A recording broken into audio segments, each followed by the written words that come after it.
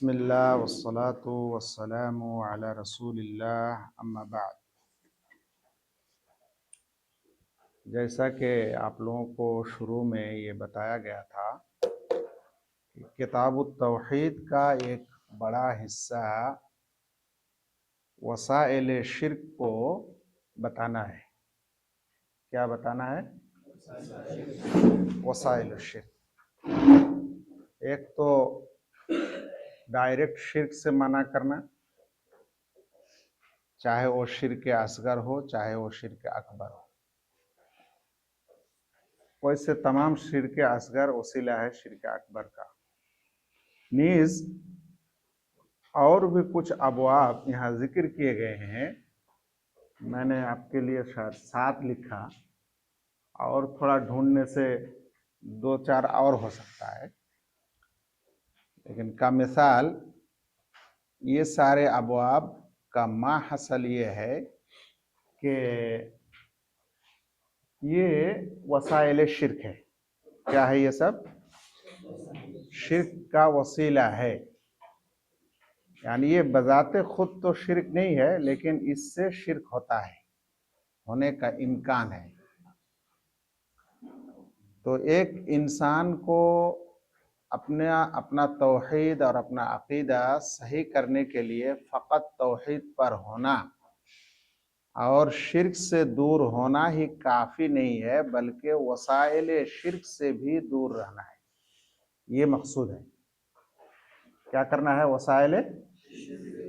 वसाइल शिर्क से भी दूर रहना है। क्योंकि आपने अगर शिर्क से दूर रहा और बसा औकात वसाइल शिर्क में मुब्तला हो गया, तो आपसे शिर्क होना बाइद नहीं। इसलिए इंसान, एक मुआहिद इंसान वो होगा जो शिर्क से भी दूर रहेगा और वसाइल शिर्क से भी दूर रहेगा। तब जाके गोया के वो अपना तौहीद को मुकम्मल बचा पाएगा या तौहीद पर रह सकता है। तो यह है वसाइल शिर्क। हाँ, और वसाइल शिर्क में अगर कोई मुब्तला हो गया तो कम अज कम ये नाक़िस तौहीद है, नुक्स फित तौहीद है। क्या है ये? नुक्स फित तौहीद। नुक्स फित तौहीद मतलब तौहीद में कमी है। तौहीद में जब तक कमी नहीं है तब तक एक इंसान वसाइल में नहीं मुब्तला हो सकता। तौहीद एक कामिल होगा तो वो वसीले में भी मुब्तला नहीं हो सकता, लेकिन तौहीद में कमी है, इसलिए वसाइल शिर्क में मुब्तला होते हैं। और वसाइल शिर्क में मुब्तला रहने वाले के लिए बाइद नहीं है कि वो शिर्क अकबर में मुब्तला हो जाए। मिसाल के तौर पर आप किसी जानवर को उस जगह चरा रहे हैं, उस जगह से चरा रहे हैं जहां दूसरे का खेत है, तो ठीक है आप घास खिला रहे हैं ना, लेकिन क्या है कि इस जगह खिलाने से हो सकता है कि खेत चर जाए, चाहे थोड़ा बहुत ही क्यों ना हो। तो इंसान को चाहिए फिर उस जगह ना चराए, बल्कि ऐसी जगह में चराए जहां ये सबका खौफ ना हो, अंदेशा ना हो। तो एक इंसान जब तौहीद को मान लिया, तौहीद का इकरार कर लिया, तौहीद पर अमल करने लगा, तो उसे चाहिए कि तौहीद पर बरकरार रहे और तौहीद को नुक्स करने वाला, तौहीद में कमी लाने वाले तमाम वसाइल से भी दूर रहे। तो इस तरह से किताब तौहीद में 10 अबवाब हैं जहां वसाइल शिर्क के बारे में बात हुई है। वो हकीकत में शिर्क नहीं है, लेकिन वो शिर्क का वसीला है। उनमें से कुछ अबवाब आपके सामने मैंने जिक्र किया है। तो सबसे आखिर में जो है उसको पहले लेते हैं आज। क्या? आखिर वाला सबसे पहले। क्यों? क्यों जी आखिर वाला सबसे पहले?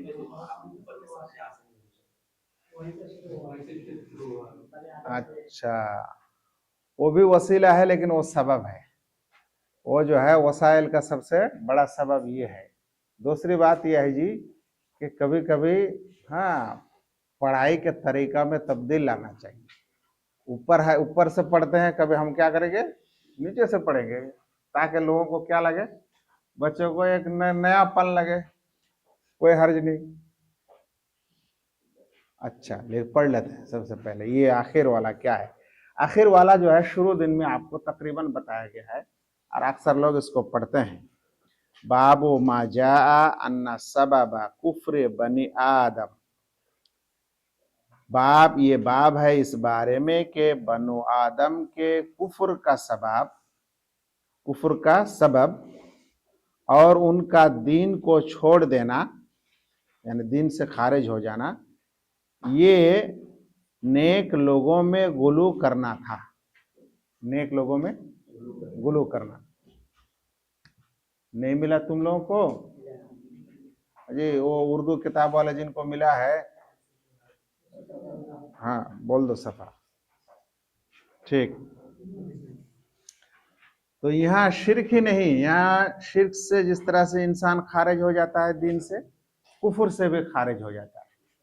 इसलिए कभी कभी शिर्क का इतलाक, कुफर का इतलाक शिर्क पर होता है और शिर्क का इतलाक भी कुफर पर होता है। तो यहाँ कुफर से ताबिर किया गया लेकिन मुराद शिर्क है। मुराद क्या है? शिर्क है। और दोनों को एक दूसरे की जगह में इस्तेमाल करना जायज़ है। लेकिन अगर दोनों, देखो ये मसला तकरीबन वो ईमान और इस्लाम की तरह है। जब ईमान और इस्लाम अलग अलग हो तो दोनों शरीक होता है, दोनों एक दूसरे के माना में शरीक हो जाता है। और जब एक ही नस में बयान हो तो अलग अलग माना देता है, एक ज़वाहिर का और एक एतिकाद का। तो जब इस तरह से ये लफ्ज़ कुफ्र और लफ्ज़ शिर्क अलग अलग बयान हो तो दोनों का माना आता है, दोनों का माना देता है। लेकिन अगर एक क्या बोलते हैं एक ही नस में दोनों जिक्र हो तो फिर थोड़ा सा फर्क आता है। तो अभी हमारे इस बाब में ये है कि बनु आदम में कुफरी कैसे आई और लोग दीन से कैसे दूर हो गए। तो उसके सिलसिले में सबसे पहले आयत ये कहा कि या अहलल किताब ला तगलू फी दीनिकुम, ऐ अहले किताब तुम लोग दीन में गुलू मत करो। दीन में क्या ना करो? गुलू मत करो। गुलू का लफ्जी माना है मुजावजतुल हद, मुजावजतुल हद। अच्छा, मुजावजतुल हद, हद का तजावज करने को गुलू कहते हैं। अब मिसाल के तौर पे एक नबी हैं या एक सालेह नेक बंदा है, उसमें गुलू किया यानी उसको आपने हद से बढ़ाया, यहाँ तक के जो अल्लाह ताला के हुकूक हैं उसको देने लगा। इसको क्या बोलते हैं? गुलू। उसका जो अपना हक है, दायरा है, उससे ऊपर चढ़ा दिया, यहाँ तक के वो खुसूसियतुल उलूहिया या हुकूकुल्लाह, जो अल्लाह का हक है, उस शख्स को देने लगा। तब जाके क्या हो जाता है? तब जाके गोया के उस गुलू की वजह से वो शिरक हो जाता है। चूंकि गुलू किया, बढ़ाया बढ़ाया बढ़ाया, यहाँ तक के अल्लाह का हुकूक दे दिया तो शिरक हो गया। तो गुलू हुआ सबब किसका? शिरक का। मिसाल के तौर पर उसी मिसाल को यहाँ लाया गया है, तो पढ़ते हैं तो वाज़ेह हो जाए। सही में इब्न अब्बास रदी अल्लाह ताला अन्हुमा से रिवायत है, अल्लाह ताला का कौल वक़ालू ला तज़रुन्न आलिहतकुम वला तज़रुन्न वद्दा वला सुवाआ वला यगूसा व यऊका व नस्रा। उन लोगों ने कहा कि अपने इलाहों को मत छोड़ो, अपने इलाहों को हरगिज ना छोड़ो, अपने माबूदान को हरगिज ना छोड़ो।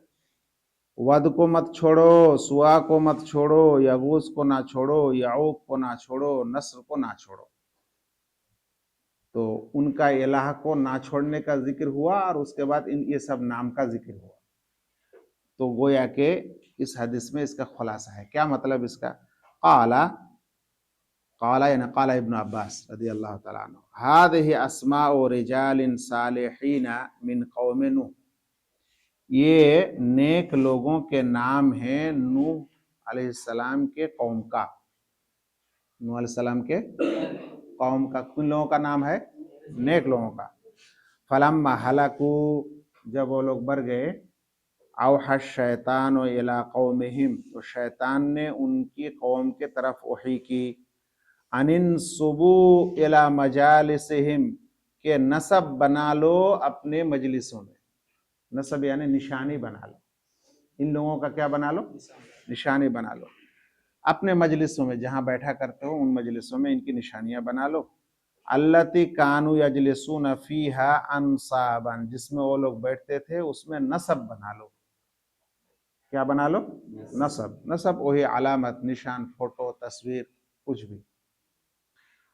वसम्मुहा बेअस्माइहिम, और उनको अपने नाम दे दो, उनका अपना नाम दे दो। क्या हमारे कौम के ये 10 लोग नेक लोग थे, अब्दुल्ला, अब्दुल रहमान, क्या बोलते हैं, अब्दुल रज़ाक, अब्दुल रहीम, जो कुछ भी है इस तरह से नाम दे दो। ठीक है, नसब बना लो, अलामत बना लो, निशाने बना लो, चाहे तस्वीर हो और कुछ हो, और ये नाम दे दो। फफालू, लोग ऐसा ही किया। अच्छा बताओ तो, एक इंसान मर गया, तुम्हारा मिसाल के तौर पे कोई परदादा, लक्कर छक्कर दादा, कोई बड़ा नेक इंसान थे, वो बेचारे चले गए दुनिया से। अब एक उसका पोता परपोता कोई आया, आने के बाद उसका कब्र में जाके एक अच्छी तरह से, इस तरह से, हाँ, उसका अपने परपोता का फोटो लगा के उसका नाम लिख दिया। तो अब बोलो ये शिर्क हुआ?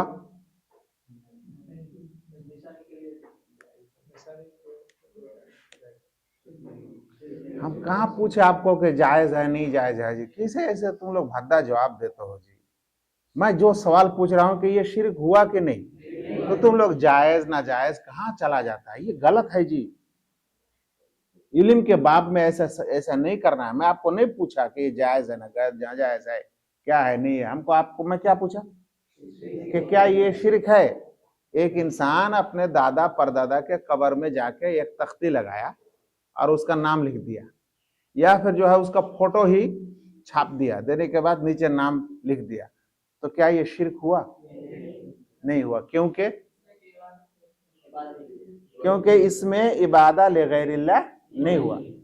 ज्यादा से ज्यादा ये हुआ कि ये एक हराम काम हुआ, इंसान का फोटो नहीं लगाना चाहिए और वो फोटो लटका दिया। कब्र में तख्ती नहीं लगाना चाहिए और वो तख्ती लगा दिया, तो ये हराम हुआ। लेकिन क्या नहीं हुआ? इसको समझो, शुरू में बोला हूं, शिर्क अब तब तक उस अमल को नहीं कहोगे जब तक वहां इबादत गैरुल्लाह की इबादत ना हो। यहाँ कोई इबादत के तौर पे कुछ हुआ नहीं हुआ। अच्छा, तो ठीक ऐसा ही ये लोग किया। तो अब तक ये क्या रहा? अब तक ये शिर्क नहीं रहा। सही कहां हुआ है? हराम ही काम हुआ, हराम हुआ, लेकिन सही नहीं हुआ ये, लेकिन शिर्क नहीं हुआ बस। अब इसी को वसाइल शिर्क कहते हैं, क्योंकि जब तक ये नहीं था तो वसीला भी नहीं था शिर्क का। अब ये आया तो मुस्तकबिल में शिर्क होने का ये वसीला बना। कैसे वसीला बना? यही, इसलिए यहाँ अच्छी तरह से बताया गया। कहा कि अब उनका नाम लिख दो, फफालू वलम तुअबद। देखो, उन लोगों ने किया और इबादत नहीं की, तो जब तक इबादत नहीं की तब तक शिर्क नहीं हुआ। हत्ता इदा हलका उलाइका व नुसिअल इल्मु उबिदत, यहाँ तक कि जब वो नस्ल हलाक हो गई और इल्म को भुला दिया गया, यानी इस बारे में, इस कब्र में तस्वीर रखने का जो इल्म था, क्यों रखा गया, कौन रखा, ये सब क्या हो गया? सब भूल गए। तो फिर अब इबादत शुरू हो गई। लोग अब जो है उसी को रुकू सजदा और ताजीम वगैरह उसी के साथ करने लग गया। तो अब क्या पता चला कि वसीला तो शिर्क, जो शिर्क का वसीला होता है, वो गर्चे शिरक ना हो, लेकिन शिरक होने का उससे क्या रहता है, इम्कान रहता है। इसलिए इसलिए शरीयत ने हमें शिरक से भी दूर रहने के लिए कहा और शिरक के वसाइल से भी दूर रहने के लिए कहा। ये जो इबारत है ये सलफ की इबारत है, ठीक है। अब इसमें तौज़ी नहीं है, इसका तौज़ी अगर फतहुल बारी वगैरह में देखोगे तब जाके पूरा तौज़ी आपके सामने पेश कर देगा कि क्या हुआ नहीं हुआ। बस इख्तिसारन ये है कि जब वो नस्ल चला गया जिन्होंने इबादत नहीं की, बस वसीलतुल शिर्क अपनाया था, इबादत नहीं की थी, फिर उनके बाद जब उनके आलो औलाद आए तो उनके आलो औलाद के जहन ये डाला गया कि जानते हो ये फोटो क्यों रखा गया यहाँ, इनका नाम यहाँ क्यों रखा गया। कहा कि नहीं नहीं जानते हैं कि असल में तुम्हारे वालिद तुम्हारा परदादा वगैरह जो है इसकी ताज़ीम करते थे, क्योंकि ये लोग नेक लोग थे, इसको सजदा करते थे, इसको थोड़ा सजा धजा के रखते थे, इसको थोड़ा साफ सुथरा रखते थे, और करते करते फिर उसकी इबादत में उन लोगों को लगा दिया। तो ये हुआ था हमारे नूह अलैहिस्सलाम के कौम में कि लोग तो तौहीद पर थे, लेकिन बाद में सबसे पहले वसीलतुल शिर्क अपनाया गया और उसके बाद फिर शिर्क हो गया। ठीक है ना जी।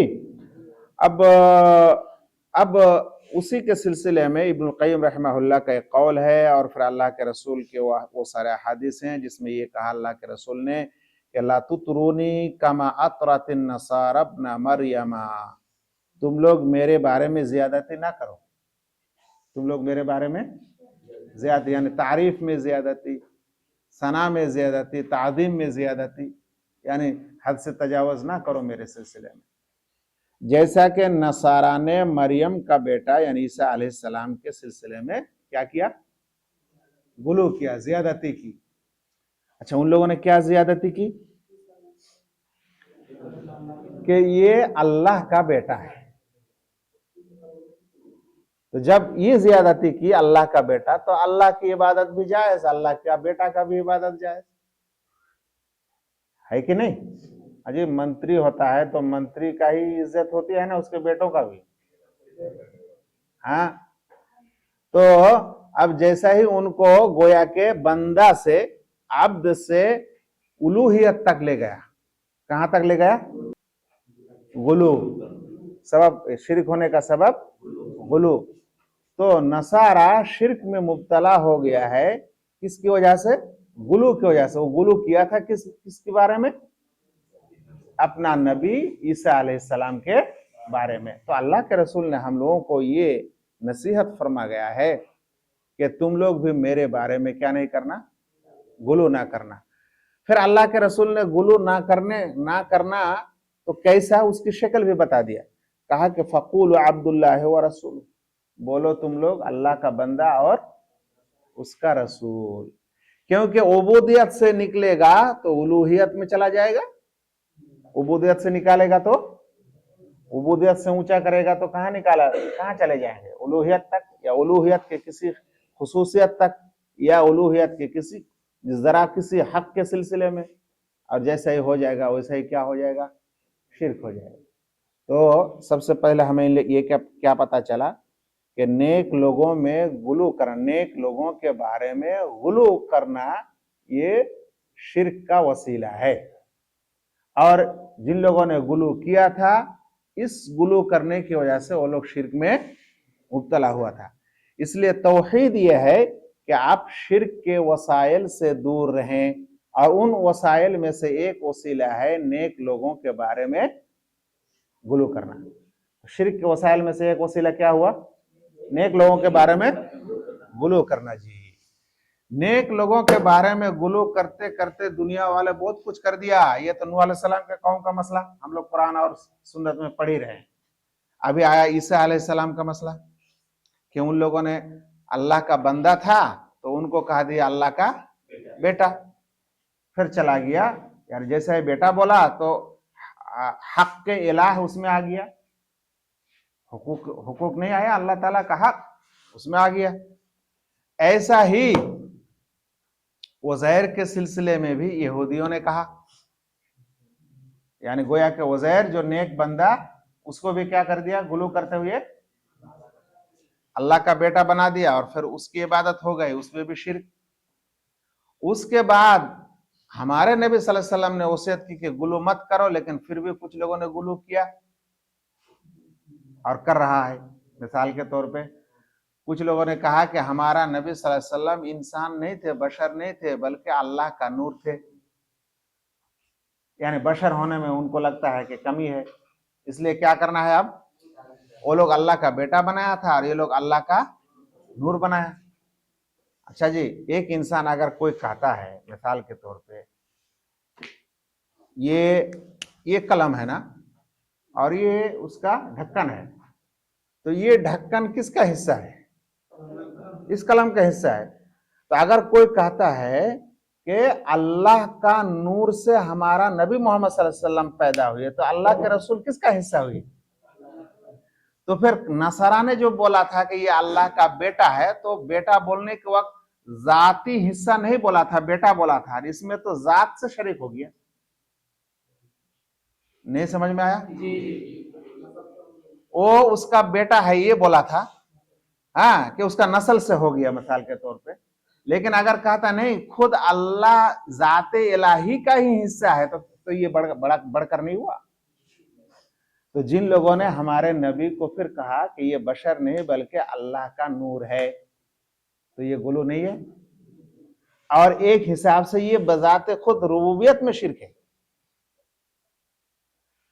फिर आगे बढ़ा नबी सल्लल्लाहु अलैहि वसल्लम के सिलसिले में, हम अपने नबी के बारे में बता रहे हैं लोगों ने क्या क्या गुलू किया। फिर गुलू किया कि अल्लाह के रसूल हर जगह हाजिर व नाजिर है। अल्लाह के रसूल हर जगह हाजिर व नाजिर है। हर जगह हाजिर है का मतलब हर जगह अल्लाह के रसूल हर जगह हो सकते हैं दुनिया में, और नाजिर है यानी हर जगह हर चीज को देख रहे हैं। तो हर चीज को अगर अल्लाह के रसूल देख रहे हैं, तो अल्लाह ताला भी हर चीज को देखने वाले हैं। वह समीउल बसीर, तो अल्लाह ताला की सिफत के साथ नहीं मिलाया। लोग जैसा कि कहते हैं, जो गलत अकीदा है, लेकिन अल्लाह ताला का इल्म हर जगह है। तो अगर कहोगे कि अल्लाह के रसूल हर जगह मौजूद है, तो उनका जो अकीदा है कि अल्लाह हर जगह मौजूद है, उसके साथ नहीं बराबर किया। अल्लाह रब्बुल आलमीन अस्समी, हर कुछ हर वक्त सुनते हैं, तो नबी भी सल्लल्लाहु अलैहि वसल्लम हर जगह हर कुछ सुनते हैं, तो अल्लाह के सिफत के साथ नहीं मिलाया। अल्लाह के रसूल के बारे में उन लोगों ने नहीं कहा कि आलिमुल गैब है, तो आलिमुल गैब फला युज़हिरु अला गैबिही अहदा। कुरान में अल्लाह ताला कहते हैं कि आलिमुल गैब, अल्लाह ताला आलिम गैब का इल्म रखने वाला है, अपने गैब पर किसी को जाहिर नहीं करता, यानी उसमें हिस्सा नहीं देता। आलिमुल गैब मतलब कि ये एक अल्लाह ताला का की सिफत है, उस सिफत में बराबर नहीं किया। हाँ जी, अल्लाह रब्बुल आलमीन हुवल हय्युल क़य्यूम, अल्लाह रब्बुल आलमीन हमेशा जिंदा रहने वाला है। और वो लोग भी कहा कि हमारा नबी कब्र में बाहयात है, दुनिया से भी बेहतरीन हयात है। तो ये गुलू नहीं हुआ।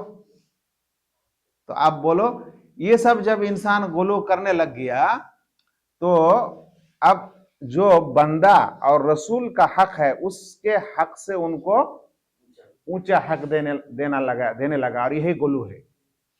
इसलिए इनमें से बहुत सारे लोग उनके इस तरह के शिर्क में मुब्तला है। ये तो गया नबी सल्लल्लाहु अलैहि वसल्लम के सिलसिले में। फिर आ गया वो लोग अपने औलिया के बारे में। औलिया जिसको आप नेक इंसान कह सकते हो, तो नेक इंसानों के बारे में भी वही ख्याल कि ये लोग मरते नहीं है। क्या नहीं है?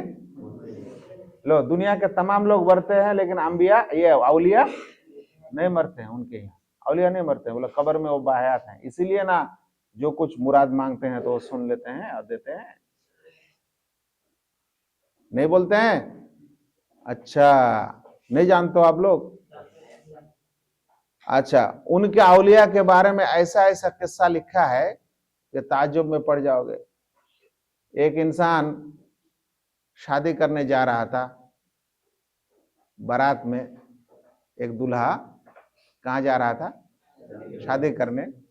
और सामने एक नदी आया, नहर आया, और उसमें वो लोग चढ़ गए बाराती के साथ, और बीच में जाकर डूब गया। तो उस दूल्हा का जो की जो माँ थी वो बहुत रोने लगी, बुढ़िया। इतनी रोई, इतनी रोई, इतनी रोई कि जो है अब्दुल कादिर जिलानी के पास, अब्दुल कादिर जिलानी का उससे गुजर हुआ तो कहा क्या माजरा है, कहा कि ऐसा ऐसा मसला है। ऐसा ऐसा मसला है, कब हुआ है? जैसा कि किताब में लिखा है, मैं थोड़ा भूल रहा हूँ, 70 साल पहले का वाकया है कि 70 साल पहले ऐसे डूब गया है बेटा और अभी भी माँ रो रही है। तो अब्दुल कादिर जिलानी ने क्या किया नहीं किया, क्या दुआ किया नहीं किया, देख रहा है कि वो नदी के अंदर से वो मुकम्मल दूल्हा दुल्हन समेत जो है नदी के ऊपर अब जिंदा होके उसके घर पहुंच, जिंदा होके अब नदी से 70 साल के बाद जो है उनके घर में पहुंच गया। ये सब क्या है? एक मुरीद, दो मुरीद जो है, एक मुरीद डाकू के जद में आ गया, किसी बड़ा पीर का मुरीद किसके जद में आ गया? डाकू का रास्ता में। अब जब डाकू उसका जान लेने वाला था, जान और माल सब कुछ लूटने वाला था, तो उसने अपने पीर को याद किया, अपने शेख को। तो पीर साहब उस वक्त जो है वजू फरमा रहे थे। क्या कर रहे थे? वजू।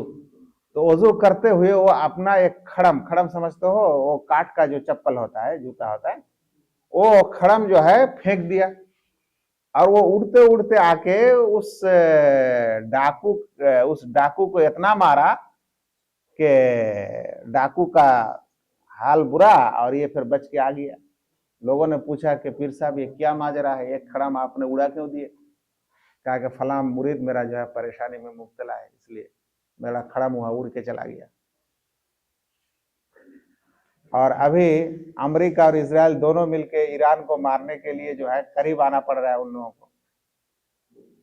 और जितना अवलिया वाले मुल्क है इनका कोई खड़म उड़ता नहीं है, अब जाता भी नहीं है और उन लोगों को हलाक भी नहीं कर पाता है। कितना किस्सा सुनोगे। ईसा अलैहिस्सलाम के जो मोजेजा थे कि वो किसी अंधे पर अगर हाथ फेर देते तो रोशनी आ जाती आंख में, कोढ़ की बीमारी वाले को थोड़ा छू लेते तो अच्छा हो जाता। उन्हीं चीजों को अपने अवलिया के बारे में वो लोग बयान किया है। वो फला अंधा को जो है ऐसा पोंछ दिया तो उसका आंख सही हो गई, रोशनी मिल गई। ये सब क्या है? गुलू फिस सालिहीन। ऐसा करते करते लोग उसकी इबादत में मुब्तला हो जाता है। अल्लाह आलम किसका फोन है। हेलो, वालेकुम अस्सलाम वरहमतुल्लाह। ভালো আছে কিন্তু কথা বলতে পারবো না, আমি ক্লাসে আছি।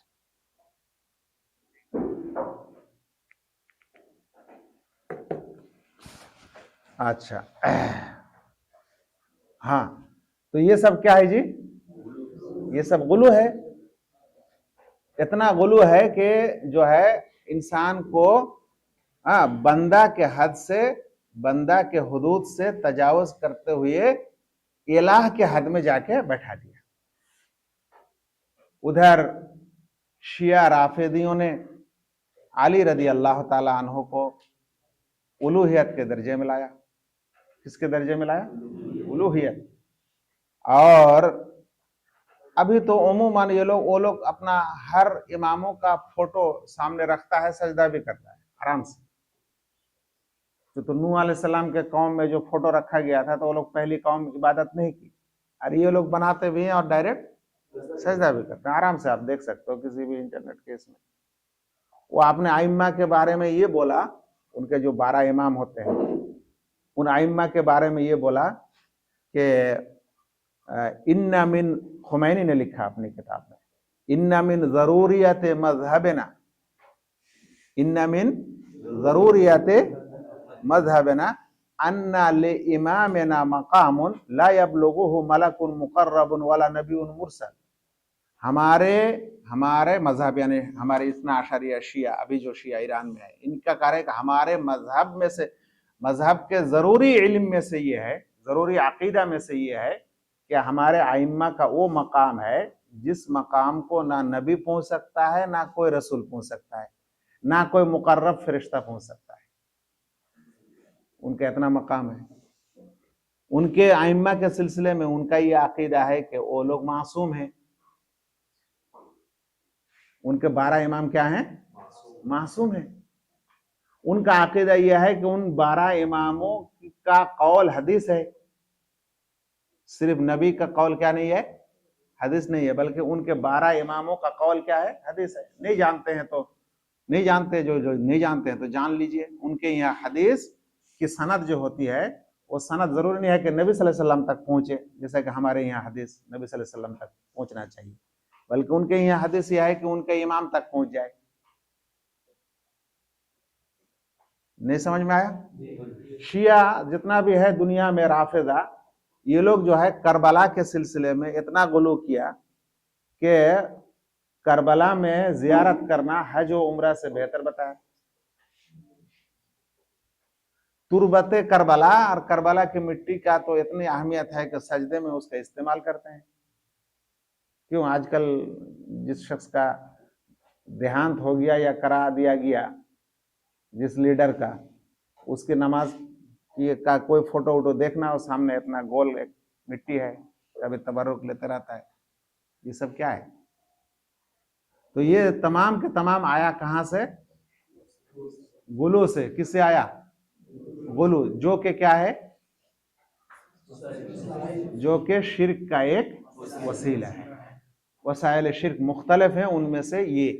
तो ये गुलू का मसला जो है, यानी गुलू फिल अंबिया, गुलू फिल सालिहीन, ये इंसान अगर किसी इंसान के बारे में इस तरह का अकीदा रखता है कि उसको बंदा के हद से ऊपर पहुंचा देता है, तो इलाह के हद तक पहुंच जाता है, या फिर उसको इलाह बना देता है, फिर उसकी इबादत शुरू हो जाती है।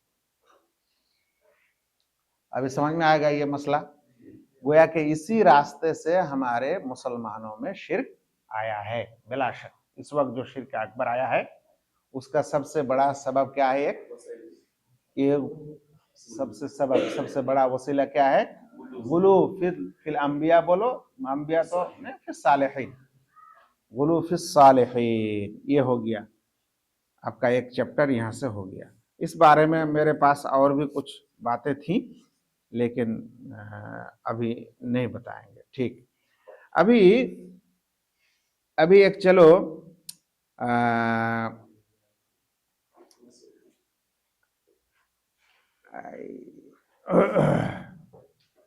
मा जाफी मन आबदल्लाह इंद कब्र रजुलिन सालिह, मेरी छोटी किताब में 66 नंबर सफ़े पे, जिन्होंने नेक लोगों के कब्र के पास इबादत की। उर्दू किताब वाले उसको निकाल सकते हो, निकाल के बोलो दूसरे को। हाँ, इसके बाद ही है। नहीं, इसके बाद नहीं होगा।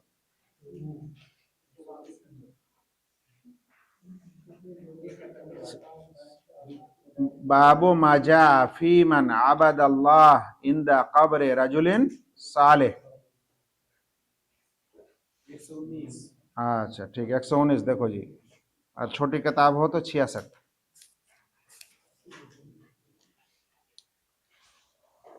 क्या है ये? देखो तकरीबन वही चीजें हैं। फिर सही अन आयशा, हाँ, तो कहा कि ये बाब है इस बारे में कि मना वाक़या है, मना किया गया है, तगलीद है। फी मन आबद अल्लाह, उस शख्स के बारे में जिन्होंने अल्लाह की इबादत की। कहाँ? इंदा कब्र रजुलिन सालिह, नेक आदमी के कब्र के पास। तो मना किस में हुआ जी? किस में मना है? कब्र की इबादत करना या कब्र के पास इबादत करना? कब्र के पास इबादत करने में मना है। इसलिए कहा फकैफ इज़ा अबदहु, तो फिर उसका हाल क्या होगा जो उस शख्स का ही इबादत करेगा, उस शख्स की ही इबादत करेगा, तो उसका हाल क्या होगा? तो कब्र के पास इबादत करना ये जो है अल्लाह के लिए इबादत है, लेकिन वसीला है शिर्क का, क्योंकि धीरे धीरे ये उस कब्र की परस्तिश तक ले जाएगा, उस कब्र की परस्तिश तक ले जा सकता है। इसलिए कहा कि ये उसके पास इबादत करना मना है। देखते हैं क्या है हदीस में। वफ़ी सहीह अन आयशा अन्ना उम्म सलमा ज़करत ले रसूलिल्लाह सल्लल्लाहु अलैहि वसल्लम कनीसतन। उम्म सलमा रदी अल्लाह ताला अन्हा उम्महातुल मोमिनीन में से हैं। उनसे रिवायत है कि उन्होंने अल्लाह के रसूल के सामने जिक्र फरमाया एक गिरजाघर का, चर्च का, कनीसा का, यानी नसारा की इबादतगाह का जिक्र किया, जिसे उन्होंने रात हा यानी रात उम्म सलमा अल कनीसता, कि उम्म सलमा ने उस कनीसा को देखा था। कहाँ? बेअर्दिल हबशा, हबशी जमीन में, हबशा हबश के जमीन में। वमा फीहा मिन सुअर, और क्या देखी थी? और उसमें जो तस्वीरें थी उसको देखी थी। तो कनीसा को देखा और कनीसा के अंदर क्या देखा? तस्वीरें देखी। कनीसा देखी और कनीसा के अंदर तस्वीरें देखी। फ़क़ाल उलाए, तो अल्लाह के रसूल ने कहा, उलाइका इज़ा माता फ़ीहिमुर रजुलुस सालिह अबिल अब्दुस सालिह, ये वो लोग हैं कि जब उनमें नेक आदमी का इंतकाल हो गया या नेक बंदे का इंतकाल हो गया, तो बनाओ अला कब्र ही मस्जिदन, तो उन लोगों ने उनके कब्र के ऊपर मस्जिद बनाया। तो ये लोग क्या किया? सबसे पहले कब्र के ऊपर मस्जिद बनाया। वसव्वरू फीहि तिल्का सुवर, और इन फोटो को बना लिया और उसमें क्या किया? सव्वरू, तस्वीर बनाया। तिल्का सुवर, वो सारे सूरतें। तो कब्रों के ऊपर मस्जिद बना के उन कब्र वालों का फोटो बनाया। अल्लाह के रसूल ने कहा, उलाइका शिरारुल खल्क इंदल्लाह, वही लोग अल्लाह ताला के पास सबसे बुरी मखलूक हैं। फ़हाउलाए जमाऊ बैनल फितनतैन, ये लोग दो फितने को इकट्ठा किया, फितनातुल कुबूर व फितनातुत तमासिल, कब्र का फितना और तस्वीर या तिमसाल का फितना। अच्छा, इसमें क्या मसला है जी? इसमें ये कहा गया कि ये लोग जो है वो अपने नेक लोगों के कब्रों को मस्जिद बनाया। गोया के इन लोगों ने नेक लोगों के कब्र को पूजा नहीं, क्या बनाया? मस्जिद बनाया। और इबादत कहाँ की? मस्जिद में। किसकी इबादत की? अल्लाह की। जी, इसको समझो। ये लोग जो कनीसा में सबसे पहले क्या बनाया? मस्जिद बनाया। और वहां जो फोटो रखने के बाद ये नहीं किया कि वो डायरेक्ट उसकी इबादत की, बल्कि किसकी की इबादत? अल्लाह की। कहाँ की? उसी मस्जिद में। उनकी नहीं की। लेकिन फिर जब जमाना गुजरेगा तब जाके फिर लोग क्या करेगा? आप तो यहां मना किया गया है कि नेक लोगों के कब्रों के पास इबादत ना की जाए। अब बाप के साथ मुताबिकत समझ में आया जी? बाप में ये नहीं कहा गया कि यहां उनकी इबादत की गई, कहा कि बाप में ये कहा गया है कि नेक आदमी के कब्र के पास इबादत करना मना है। तो ये लोग क्या किया? अल्लाह की तो इबादत की, लेकिन इबादत की नेक लोगों के कब्रों के पास। तो इससे मना किया ना अल्लाह के रसूल ने। तो क्यों मना किया? क्योंकि नेक लोगों के कब्रों के पास इबादत करना ये वसीला है उनकी इबादत करने का। अभी कुछ लोग अल्लाह की इबादत कर रहे हैं, लेकिन बाहर से कोई आदमी आएगा, देखेगा, अरे ये लोग इबादत कर रहा है यहाँ, तो चलो शायद यहाँ इबादत करने से शायद इबादत कबूल होती है, चलो यहाँ नेक आदमी है, चलो अब इबादत अल्लाह की किए, फिर दुआ उसी से मांग ली। अब क्या हो गया? या फिर कोई उसको रुकू सजदा दे दिया तो शिर्क हो गया। नजर न्याज दे दिया तो भी शिर्क होगी। तो इसलिए नेक लोगों के कब्र के पास इबादत करना मना है, हराम है। सबसे पहले मना है मतलब हराम है इस्लाम में। लेकिन ये वसीला तो शिर्क है, ये शिर्क का वसीला है, लेकिन शिर्क नहीं है। देखो थोड़ा और बताऊंगा मसले को, लेकिन ये अगला हदीस पढ़ लेते हैं। वलहुमा अन्हा क़ालत लम्मा नुज़िला बिरसूलिल्लाह सल्लल्लाहु अलैहि वसल्लम तफ़क़ा यत्रहु खमीसतन लहु अला वजहिही। अल्लाह के रसूल सल्लल्लाहु अलैहि वसल्लम का जब मरजुल मौत करीब आया, जब आप बड़े बुखार थे, बीमार में, और बहुत ज़्यादा बुखार आ रहा था, तो उसी का ताबिर है लम्मा नुज़िला बिरसूलिल्लाह, यानी लम्मा अल्लाह के रसूल सल्लल्लाहु अलैहि वसल्लम का जब मरजुल मौत करीब हुआ तब तफ़िक़ा यतरहु खमीसतन लहु अला वजहिही फैज़ा तम्मा बिहा कशफहा, तो एक चादर आपके चेहरे पर रखने लगे, यानी चादर से आपका चेहरा को ढांक दिया गया। फिर जब आपसे घबराहट चला जाता तो फिर आपका चेहरा खोल दिया जाता, यानी ढका रखा जाता था, और फिर जब आप घबरा जाते तो फिर उसको क्या कर दिया जाता, चेहरे से हटा लिया जाता, चादर को हटा ली जाती। आप इस हालत में थे, यानी आप बेचैन हैं। इसका मतलब क्या है, आप बेचैन हैं, तकलीफ में, कभी चादर यानी चेहरे पे रख रहे हैं, कभी खोल रहे हैं, कभी पानी छिड़क रहे हैं, कभी और उठ रहे हैं, बैठ रहे हैं, ये बेचैनी के आलम में अल्लाह के रसूल सल्लल्लाहु अलैहि वसल्लम। उस आलम में आपने कहा लानतुल्लाहि अलल यहूद वन नसारा, अल्लाह ताला यहूद और नसारा पर क्या करे, लानत करे। क्यों भाई, इत्तखदु कबूर अंबियाहिम मसाजिद, उन लोगों ने अपने नबियों के कब्रों को मस्जिद बना लिया। और उसके तफसील अभी ऊपर गुजरा है, किस तरह से बनाया था मस्जिद। उन लोगों ने अपने नबियों के कब्रों को क्या बनाया, मस्जिद बनाया। युहद्दिरु मा सनाऊ, वो लोग जो किया उससे आप मना कर रहे थे, यानी वो कौम जो किया था उस तरह करने से आप क्या कर रहे थे, मना कर रहे थे। बेमाना मेरी मस्जिद को तुम लोग क्या नहीं करना, मेरे कब्र को तुम लोग मस्जिद मत बनाना। फिर कहा वलौला ज़ालिका, अगर ये ना होता, उब्रिज़ा क़ब्रुहु, तो उनकी कब्र को जाहिर कर दिया जाता। क्या मतलब जी, अगर ये ना होता तो उनके कब्र को,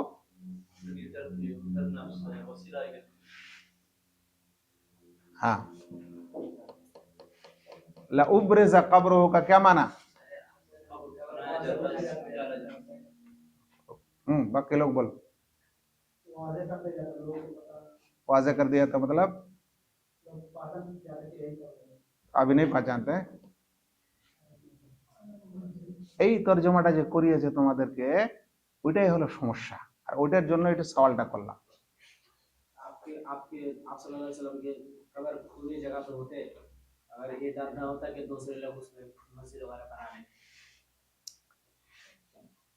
देखो तर्जमा जो इस किताब का शायद कुछ लोगों ने किया है पहले, या आप भी जो तर्जमा जो कर रहे हैं ना, उस तर्जमा की वजह से बच्चे मसला नहीं समझते। अगर ये डर ना होता तो उनके कब्र को जाहिर कर दिया जाता। अच्छा बता, तो उर्दू लफ्ज में इसका कोई समझ में कुछ आया, तो आपका कब्र क्या बातिन में है, क्या मतलब है इसका? इसका मतलब यह है कि अगर ये डर ना होता, मतलब कि कब्र को मस्जिद बनाने का डर ना होता, तो लाउब्रिज़ा क़ब्रुहु, तो आपके कब्र को बाहर कर दिया जाता, हुजरे में दफनाया नहीं जाता, बाहर जन्नतुल बकी बकीउल गरकत में दफनाया जाता, जहां दूसरे लोगों को दफनाया जाता है। ये मतलब है, इसको जहन में रखना हमेशा। अगर मस्जिद बनाने का खौफ ना होता आपके कब्र को, तो कहां दफनाया जाता, वो बकीउल गरकत में, बाहर। तो जाहिर कर दिया जाता से लफ्ज समझ में नहीं आता है, मतलब के हुजरा के बाहर खाली जगह में आपको दफनाया जाता, ये मतलब समझ में आया। अभी कहां के बाहर, हुजरा के बाहर। अल्लाह के रसूल को कहां दफनाया गया है, जिस हुजरा में आप इंतकाल किए थे आयशा रज़ियल्लाहु तआला अन्हा के कमरे में, उसी में आपको दफनाया गया। रावी कहते हैं कि अगर आपके कब्र को मस्जिद बनाने का डर ना होता तो क्या किया जाता, तो इस हुजरे से बाहर जिस तरह से लोगों को दफनाया जाता है, वैसे ही खाली जगह में आपको भी दफनाया जाता। गैर अन्नहु खुशिया अन युत्तखज़ मस्जिदन, मगर बात यह है कि डर हुआ है कि कहीं उसे मस्जिद ना बना लिया जाए, आपके कब्र को क्या ना बना लिया जाए, मस्जिद ना बना लिया जाए। जी, अभी अगर आपके कब्र में मतलब कि पहरादार ना हो, इस वक्त का जो हाल है, पहरादार अगर ना हो, पुलिस ना हो, तो लोग क्या कर लेगा, आप अभी सब शिर्क का अड्डा वहां खोल देगा, अभी कर देगा। तो खैर, तो अभी समझ में क्या आया कि किसी नेक आदमी या किसी नबी के कब्र को क्या बनाना, मस्जिद बनाना मना है। अगर मस्जिद बना के उसी कब्र की इबादत करते हैं तो डायरेक्ट शिर्क है, वो तो कोई मसला ही नहीं। लेकिन अगर पहला नुक्ता, कब्र को मस्जिद बनाने का मतलब क्या? ये लफ्ज बहुत आता है। क्या आता है कि इत्तखज़ू क़ुबूर अंबियाहिम मसाजिद, उन लोगों ने अपने नबियों के कब्रों को क्या बना लिया? मस्जिद बना लिया।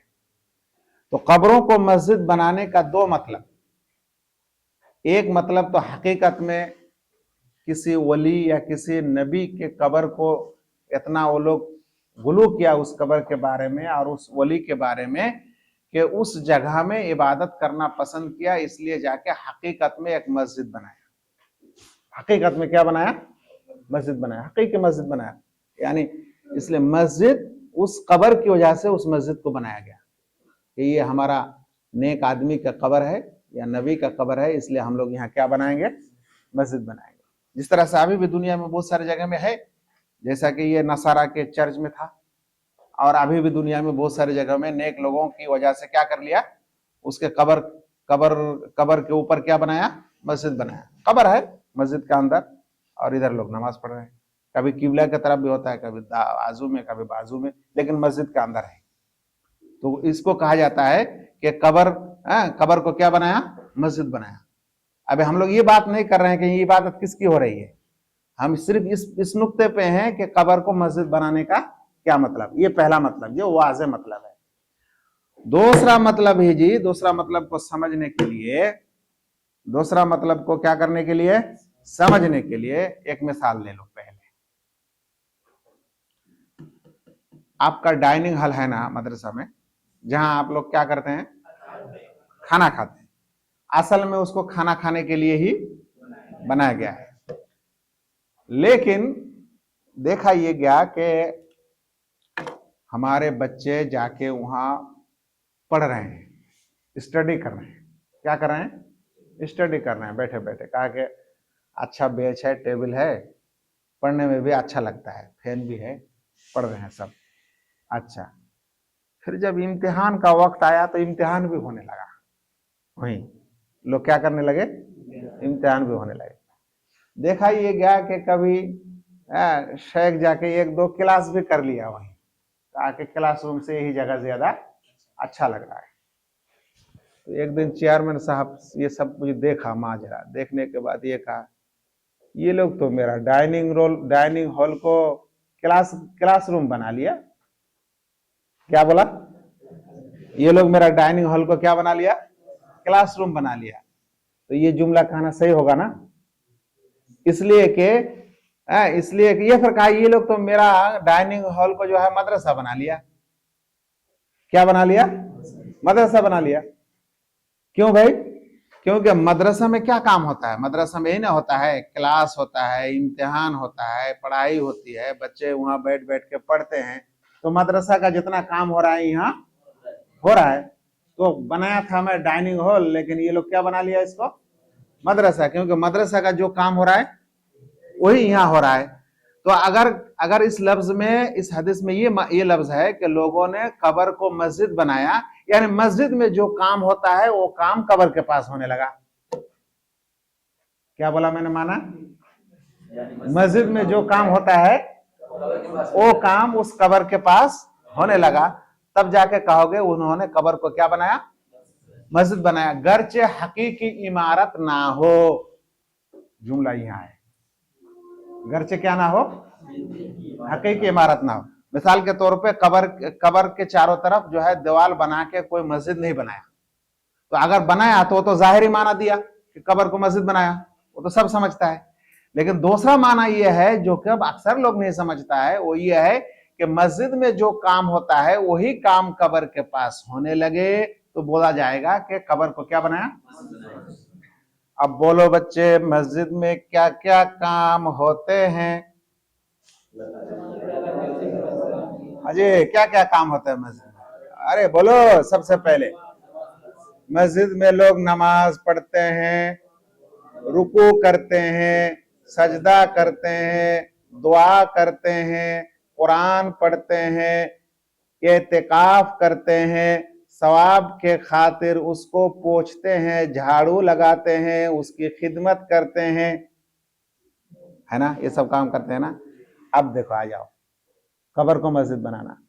इसलिए अगर कब्र के पास किसी ने इबादत की गरचे अल्लाह ताला की, किसी ने वहां बैठ के दुआ की गरचे अल्लाह ताला से, किसी ने उस कब्र को संवारा, उसमें फूल दिया, उसमें चादर दिया, उसको सफाई की, उसकी इज्जत की, उसकी एहतराम की, तो सबके सब कब्र को मस्जिद बनाना हो गया। इसलिए ये कहना फिर गलत हो जाएगा, नहीं हम लोग कुछ बनाए नहीं है कब्र के ऊपर तो हम लोग मस्जिद नहीं बनाए। नहीं, तुम मस्जिद का जो काम कर रहे हो ये सब क्या है, मस्जिद का काम है। तुम अब कर रहे हो कहाँ, कब्र के पास। इसलिए ये सब काम क्या है, क्या है ये सब, वसाइल शिर्क है। और शिर्क कब हो जाएगा, जब कब्र के लिए हो जाएगा, जब रुकू कब्र के लिए हो जाए, सजदा कब्र के लिए हो जाए, दुआ कब्र वाले से होने लगे, नजर उससे होने लगे, ताजीम और क्या बोलते हैं मोहब्बत और खुशू उसके लिए होने लगे, चादर भी इसी अकीदा से चढ़ाया जाने लगे, तब तो ये कब होगा, जब पहले वहां यहाँ इबादत शुरू करेंगे तब ना ये सब होगा। इसलिए अगर वो शिर्क है तो उससे पहले ये सब वसाइल शिर्क भी मना है। अभी समझ गए, वसाइल शिर्क समझे।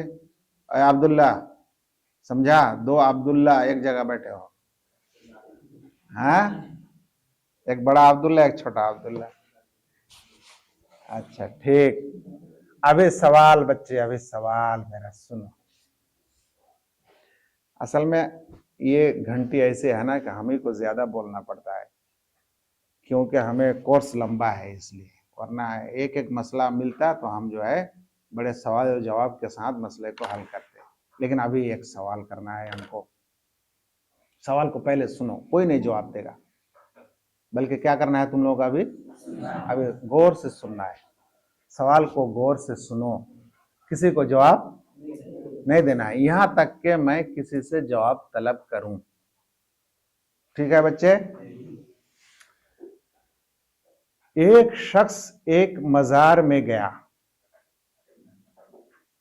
और मजार में जाके देखा, देखते देखते अंदर जाते जाते जाते चला गया मजार के अंदर जहाँ कब्र है उस पीर बाबा का, जो लोग पीर बाबा बोलते हैं ना, हाँ, उस कब्र को देखा। वहाँ जो है फूल दिया लोगों ने, चादर दिया, ये देखा। आजू बाजू में लोग जो काम कर रहे हैं वो सब देखा। देखने के बाद वो लौट के आ गया। ठीक, एक शख्स और गया, जाने के बाद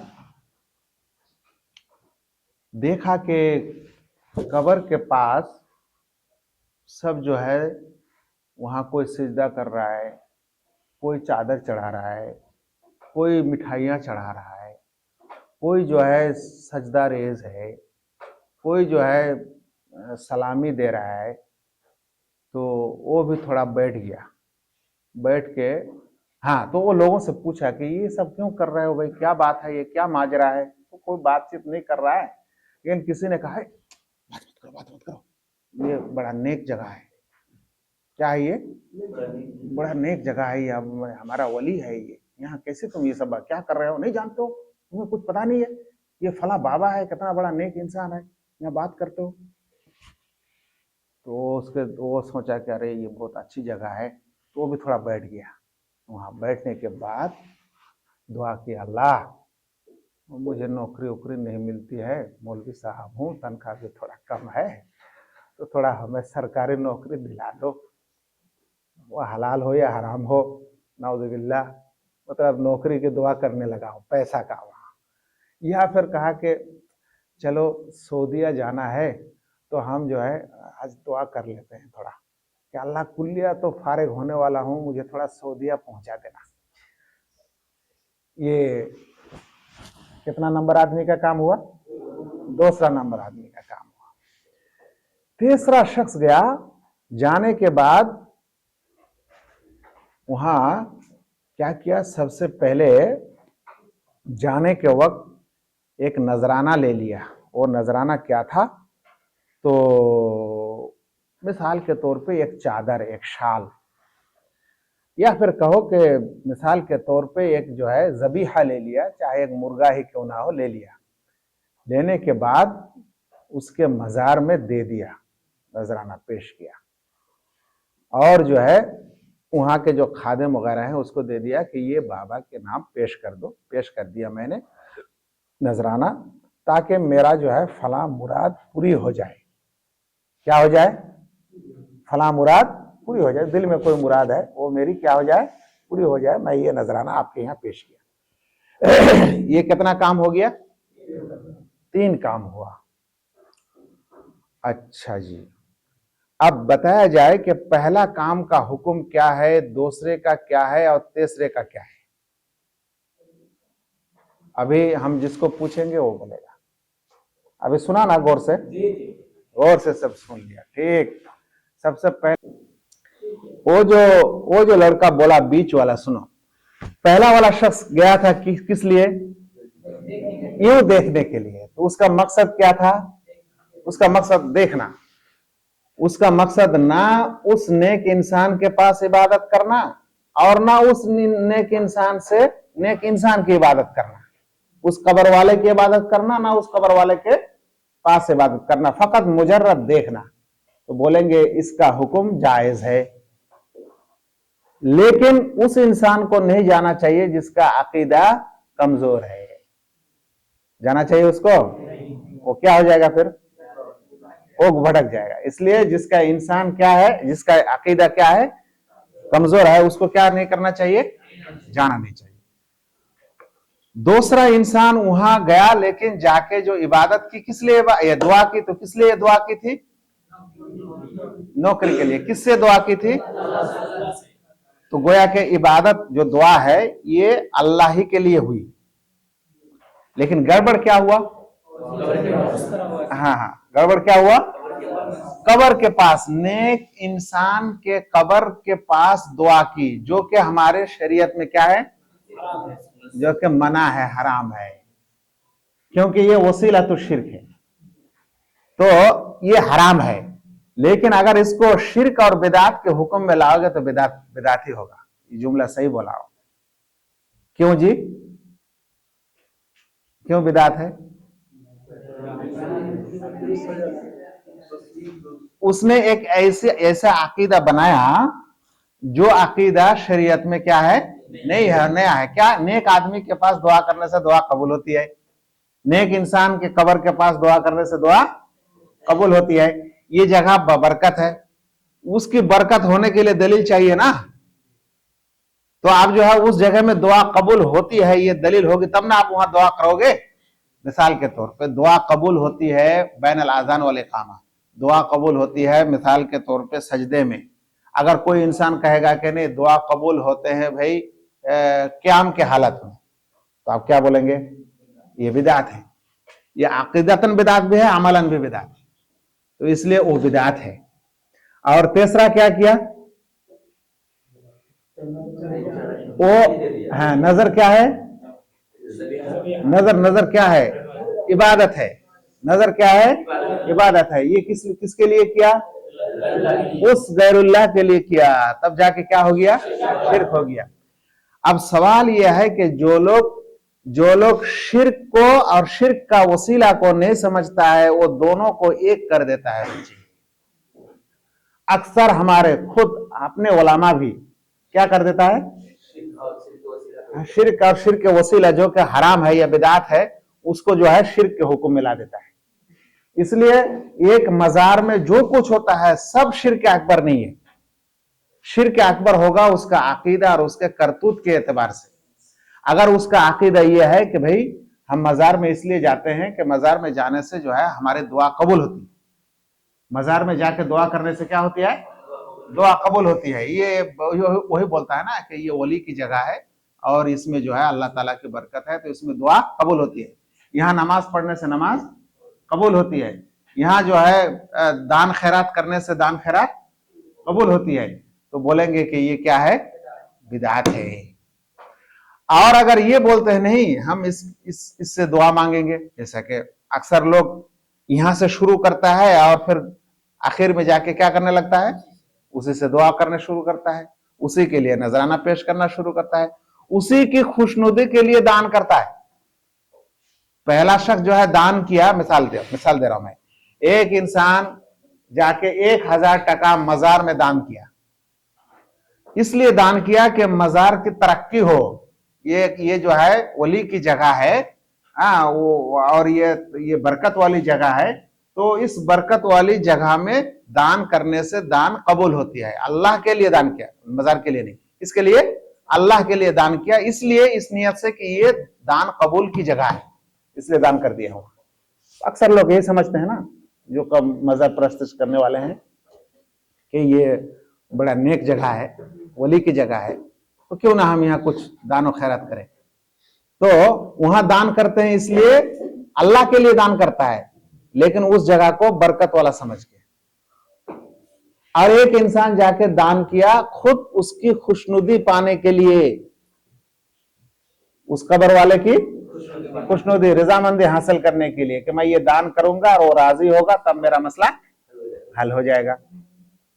ये दोनों में फर्क है।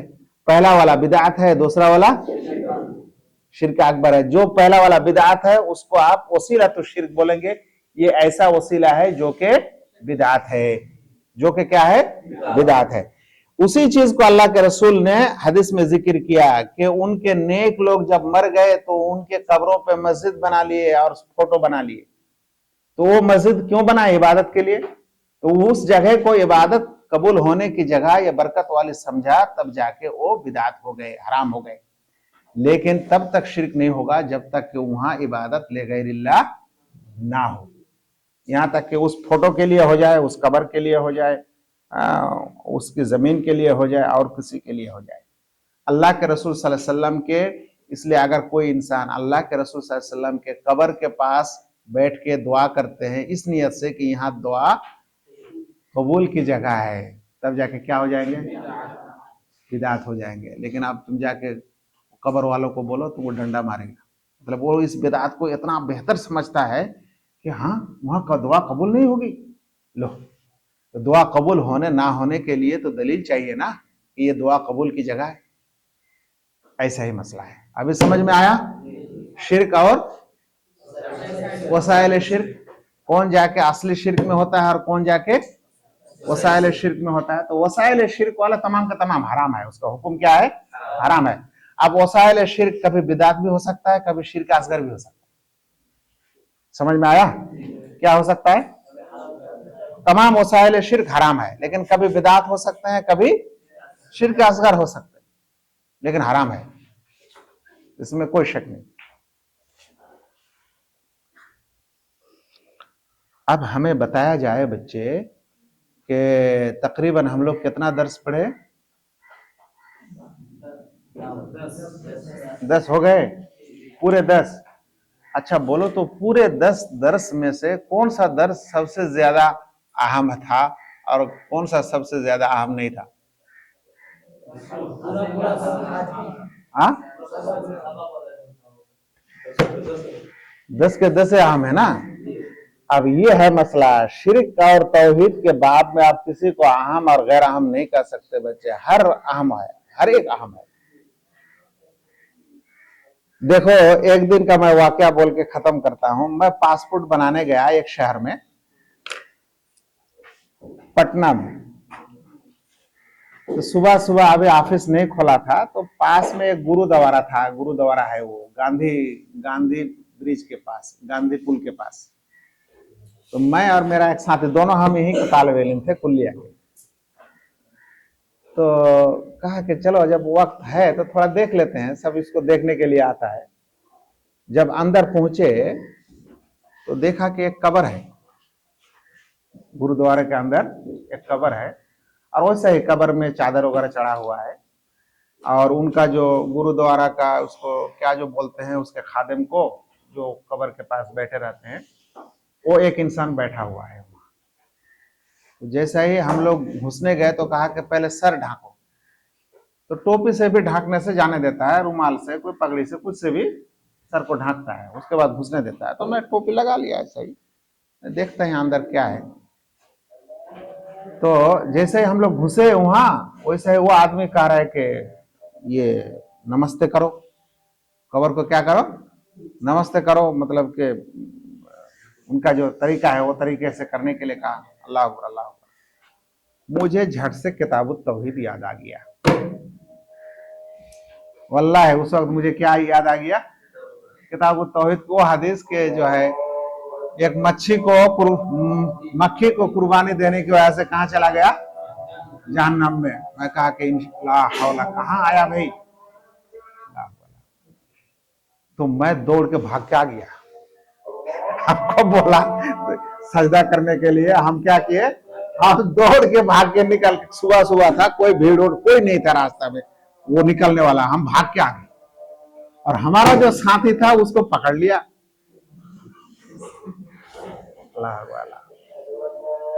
लेकिन वो भी जो है वो भी नहीं किया, तो उससे झगड़ा हो गया उस शख्स का कि तुम आते हो, इतना हमारा वली है वगैरह है, तुम इसको कुछ नहीं दोगे तो कैसे क्या होगा। लेकिन फिर आखिर वो भी झगड़ा करके निकल गया। अब सवाल यह है कि इस तरह के शिर्क की जगहों में आपको जाना नहीं चाहिए।